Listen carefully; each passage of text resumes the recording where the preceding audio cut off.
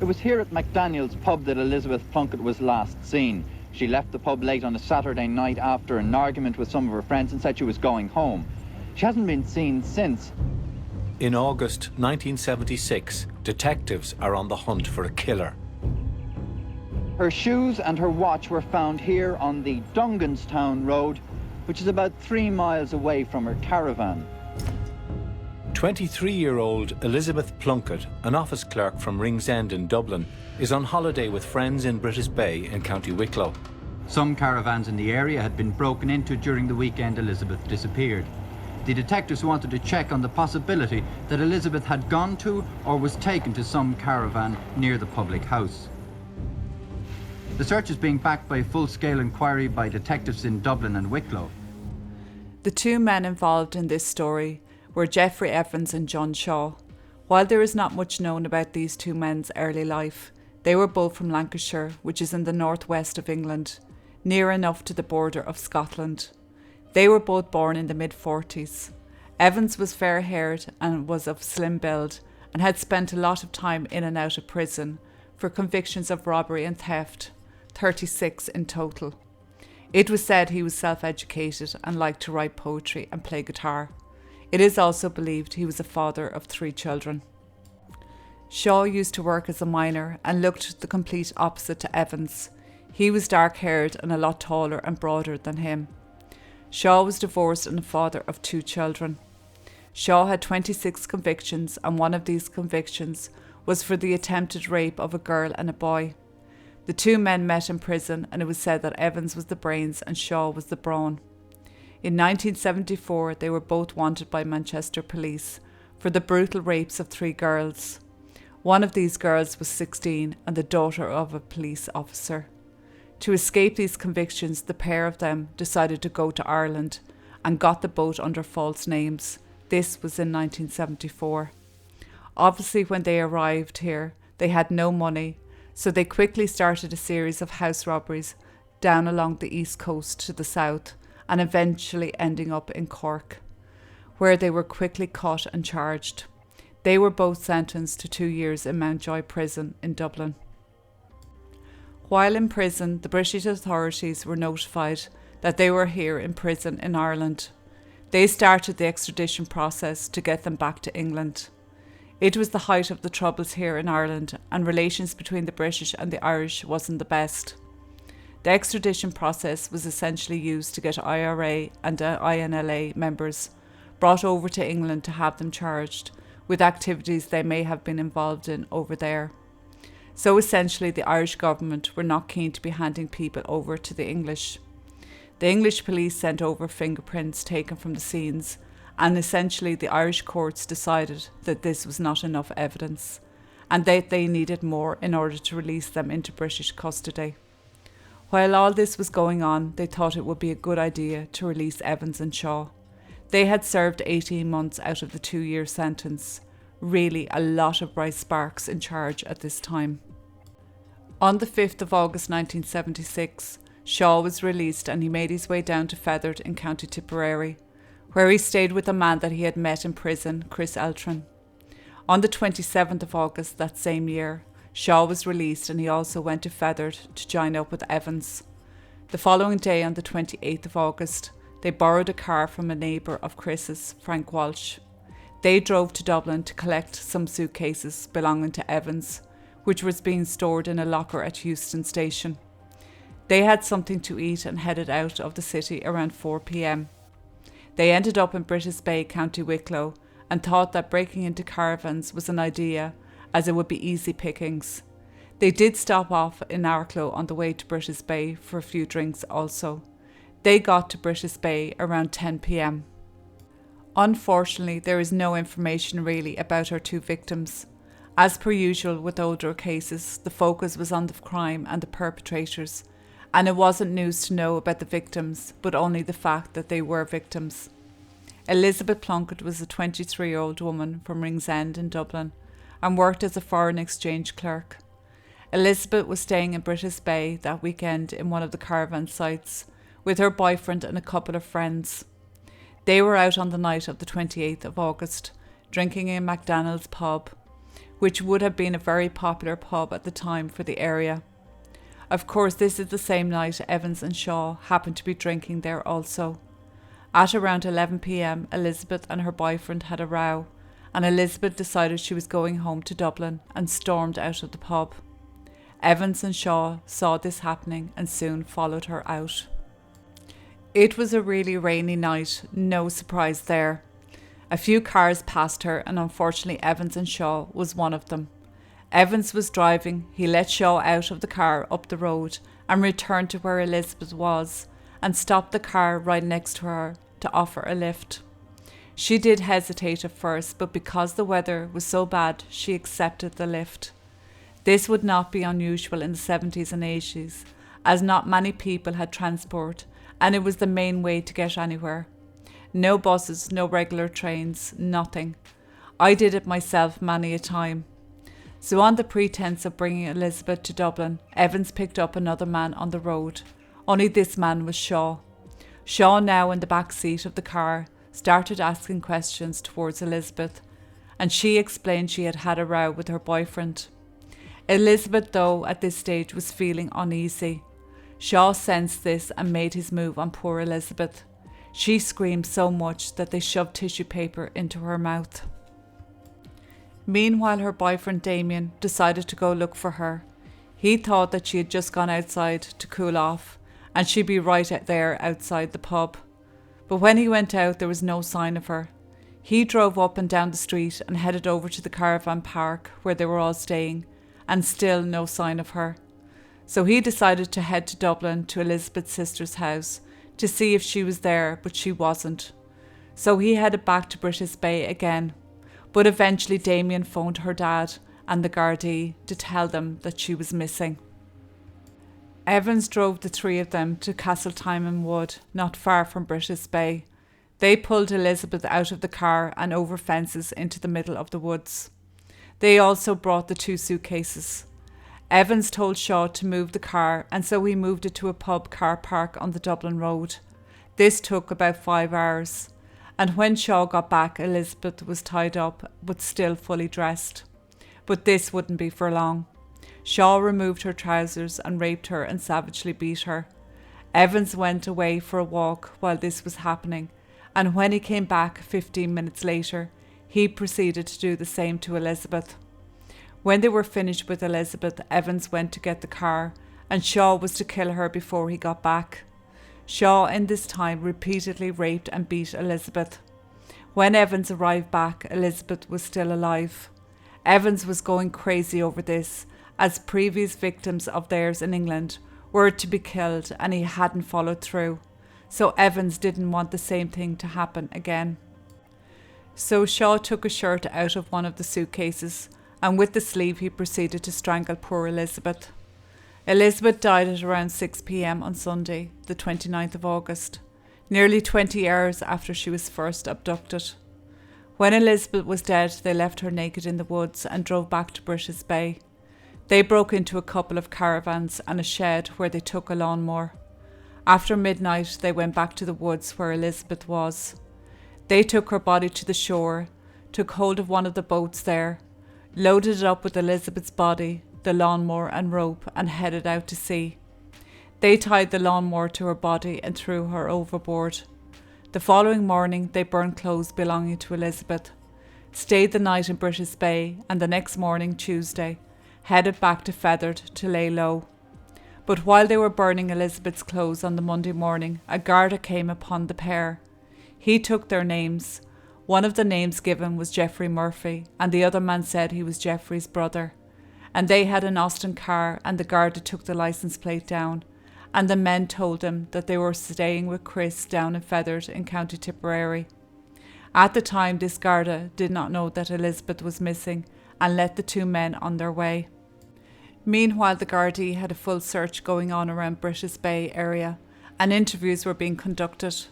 One husband and wife who were going to pick up their son that worked in McDonald's pub said they had seen Elizabeth leaving. Another witness said he had seen Elizabeth accept a lift. In the search for her, they found a watch and a shoe not far from McDonald's pub, which was identified as Elizabeth's by the family. The search continued and a pair of black boots were found and a label with the name Geoffrey Murphy. The Gardaí summarised at this stage that she had been abducted. So the investigation grew beyond Wicklow. 3 to 4 days later, as information circulated amongst the Gardaí and the media, a Garda came forward with the information he had gathered about the two men he had met that Monday morning. Evans and Shaw stayed in Feathered until the 10th of September 1976. Chris drove them to Limerick and then the pair headed to Salthill, County Galway, and they bought a caravan and paid £380. They moved the caravan to a quieter part of the caravan park and laid low once again. They stole a car in Clifton, a 1970 Fern Green Ford Cortina. In order to avoid the Gardaí, they changed the number plates and hand-painted it black. Like that wouldn't stand out at all. A few days after that, on the 22nd of September, they were in Castlebar, County Mayo, one night. It was around midnight and Evans was driving. Castlebar was a quiet town and a lot smaller than it is today. It was a low crime area and, like I'm sure you've heard many a time, you could leave your door unlocked. Gardaí soon enough travelled to Feathered in County Tipperary to speak with Chris and to find out the whereabouts of Evans and Shaw. Within the group was Detective Inspector John Courtney, and if you want to know more about this guy, watch my Heavy Gang playlist. Also, Jerry Carl would be showing up in this story. The Gardaí interviewed Chris and they showed him the boots they had found. Chris admitted to recognising the boots and said they belonged to Geoffrey Evans, as he had repaired them for him when they were in prison together. He also told them about the trip Evans and Shaw had taken on the day of the 28th of August, the day Elizabeth disappeared, and they were gone away for a couple of days. And on the 10th of September, he dropped the two of them to Limerick. Basically, he sang like a bird and told the Gardaí everything. I love the way the retired Gardaí tell these stories in TV interviews, as if Chris was that forthcoming with the information. I wonder how they extracted this information exactly from Chris. I'm sure as an ex-criminal, he knows you don't snitch on your fellow mates unless it's forced out of you. After all, we know how the Heavy Gang treated the innocent, so I'm sure they weren't too soft on an ex-criminal. But that's just my opinion on what I know about this shower. From the evidence the Gardaí now had the true identity of the two men they were looking for. A nationwide search was on and their description was in all the newspapers. Numerous sightings of the peculiar Englishmen were reported to Gardaí, but the pair still managed to evade capture. Unaware that the Gardaí were closing in on them, the two headed to Castlebar that night on the 22nd of September. Evans and Shaw were parked up outside a house just sitting there. When the owner came home, he did not recognise the car, and so he took down the make, model and licence plate number. Around a half an hour later, the car was gone and the house owner didn't think any more about it. Mary Duffy, 24, had just finished her shift as a waitress in the local cafe and had rung home to get a lift from her brother, who normally picked her up after work. Unfortunately, her brother was giving someone else a lift home that night and he'd be late collecting her. So poor Mary decided to start the 20-minute walk home in the hopes of her brother picking her up along the way. But Evans and Shaw got to her first. They pulled up alongside her and Shaw jumped out and grabbed Mary. She started to scream. Shaw put her into the back of the car and he climbed in beside her, and they headed to Clifton. Whilst Evans drove, Shaw raped Mary. She didn't scream but did say, "Don't do me any harm." They arrived in the woods and dragged her in there, and they proceeded to rape her again repeatedly. Evans left and was gone about 4 hours. He went to the caravan, got some food and pills. When he returned, Evans had a cavity concrete block in the car and a rope. They gave her some sandwiches, barley water and some sleeping pills to take. Evans told her they were sleeping pills and he would take her home if she'd take them, and she did. Shaw took a cushion from the car and he put it over Mary's face, and then he strangled her. When Mary was dead, they took her body to the car and drove to a lake. They broke into a shed and took 2 oars out of it and an anchor, went to where there were boats, put the body into one of the boats and rowed out into the middle of the lake. tied the anchor and concrete block to the body and threw Mary overboard, and she sank to the bottom. Mary had 2 rings that they had removed, and they threw these into the woods along with her black boots. They returned the boat and the oars to where they got them and returned to the caravan in Salt Hill. This all happened over the course of 23 hours, which Mary would have been alive for most of it. When Mary's brother arrived to collect her, he couldn't find her anywhere, and as time went on, she was reported missing the next morning to Gardaí. A search for her began straight away, and it went on for a couple of days, but she couldn't be found. For 2 women to go missing at that time was very unusual, and even though one was missing in the east of the country and the other the west, the Gardaí had thoughts that the same people were responsible. So the focus and search for Evans and Shaw also intensified. 2 days after Mary disappeared, a man in Connemara, who was the owner of a pub but also had petrol pumps, noticed a car pull up for petrol, with 2 men inside, and they had English accents, and he had heard about the 2 men the Gardaí were looking for in relation to the 2 girls going missing. He took note of the licence plate and type of car and went straight to the Gardaí with the information. Again, this information was circulated amongst the force. The following Sunday night, which was the 26th of September, 2 Gardaí were on the promenade in Salt Hill near a hotel where there was a disco on, and the 2 Gardaí parked up and started watching a car which had 2 men in it. Going on the description, they felt sure they had who they were looking for. They contacted the Gardaí in Galway for assistance. They surrounded the car and pulled them out and brought them to the Garda station and detained them for possession of a stolen car. They were left in their cells until early the next morning, when a series of interviews were conducted. The Gardaí continued their interrogation with the suspects until they revealed their true identities and criminal past.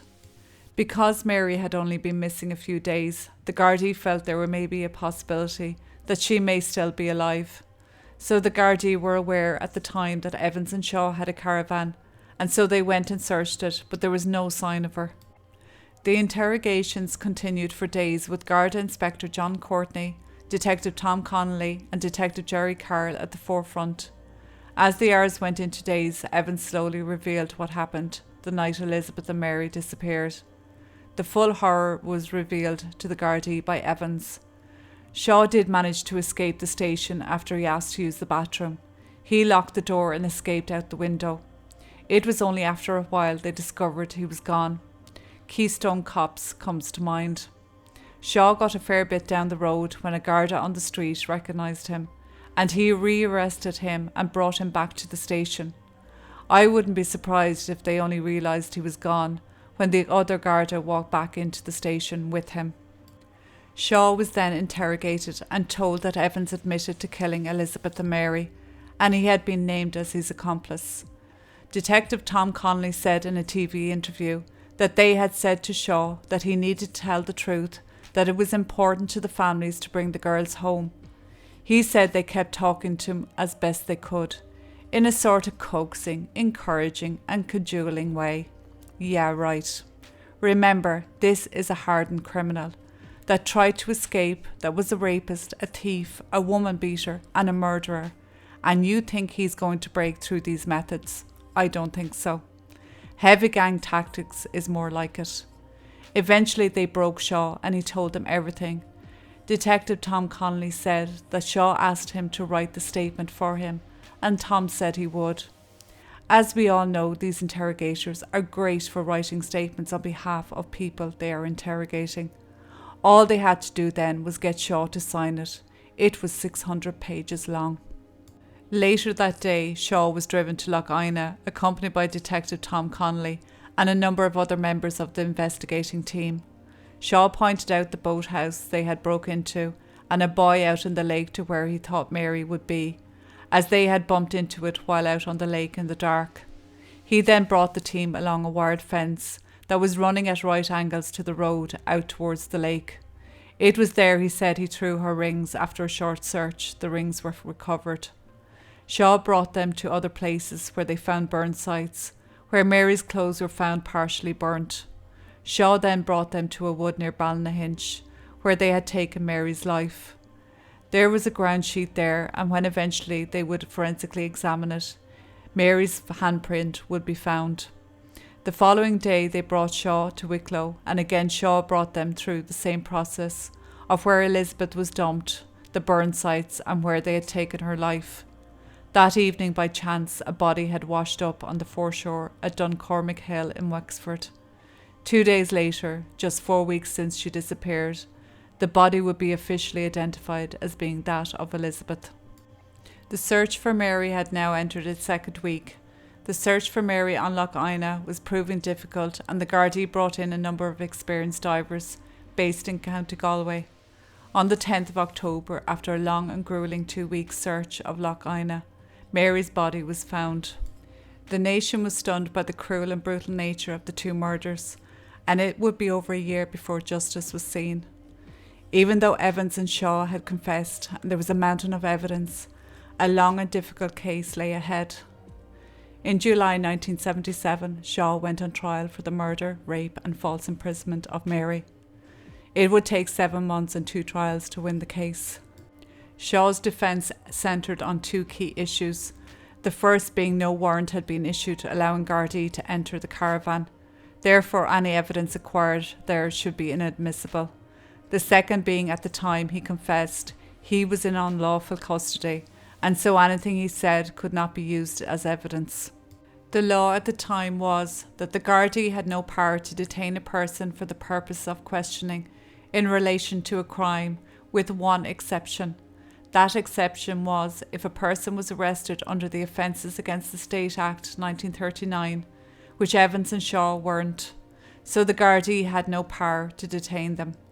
To have this power, they should have immediately, or as soon as possible, brought the two before a peace commissioner or a judge. At Shaw's trial, the judge agreed with the defence and his statement was inadmissible. The jury found him not guilty, but there would be another trial. In the second trial, fortunately, the new judge had the sense to inquire why the Gardaí had not brought the two men to court on the Monday morning after they were arrested. Up to the time of the arrests, they were not sure if Elizabeth and Mary were dead. There was a possibility that they were alive somewhere, and so this is why they didn't bring Evans and Shaw to be formally charged of their murder. This judge allowed Shaw's statement and the jury got to hear it. In February 1978, Shaw was sentenced to life in prison for the murder, rape and false imprisonment of Mary. As Shaw's trial set a precedent for Evans' trial, it only took a month for him to be found guilty of the rape and false imprisonment of Mary and the false imprisonment and rape of Elizabeth. Evans and Shaw were sent to Arbour Hill to serve out their sentence. Arbour Hill is a designated prison for sexual crimes, as the mainstream prisons would not be safe for them. In 2008, Evans fell into a coma after undergoing a heart bypass surgery. He died on the 21st of May 2012. He was 69 years old and had spent 36 years in prison. He was one of our longest serving prisoners at that time. His family did not claim his body and he is buried in an unmarked grave on the grounds of one of the prisons. While he was in a vegetative state, he had around-the-clock guards watching him, which cost the taxpayer €900,000 a year, plus medical bills. All in all, the total bill was €4 million in those 3 years. Eventually, though, they copped on and decided to put an electronic tag on him, so this reduced the cost drastically. You've just got to love the Irish justice system. In 2003, Shaw was moved to Castlereagh Prison in County Roscommon at his own request. Shaw was again transferred back to Arbour Hill and spends his days recycling computer parts and spends most of his time in his cell. He doesn't interact with other prisoners and they say he is grumpy. He also has a pet budgie, who he named Geoffrey after his killer friend Evans. Shaw is the longest serving prisoner and he has been in prison 46 years. In 2016, he was granted 2 days a year day release, supervised as he is still deemed to be a danger to women, but this never happened. Then in 2020, it was granted he be moved to Shelton Abbey, but then COVID happened and he had to stay put in Arbour Hill. In 2020 also, he tried suing the state because he hadn't even got 1 day out to go shopping. Ah, poor baby. He wants either 2 days a year day release or move to Shelton Abbey again, which is an open prison where he will have more freedom. In May 2022, Shaw experienced his first taste of freedom as he left the prison on day release and walked around Dublin flanked by 2 plainclothes prison officers. He had a grin on his face when leaving the prison, but was returned to the prison that evening. He went for a cup of coffee on his first day out, and could you imagine being in this coffee shop? You'd be none the wiser that you were sitting across from this notorious killer. Lastly, while I mentioned the interrogation tactics of the heavy gang, I do believe that Evans and Shaw did kill Elizabeth and Mary, but only because the evidence stood up to the statements, and I don't think they would have ever found the 2 girls without using these tactics, in all honesty. So for one of my stories about the heavy gang, I can at least say that. So don't come for me.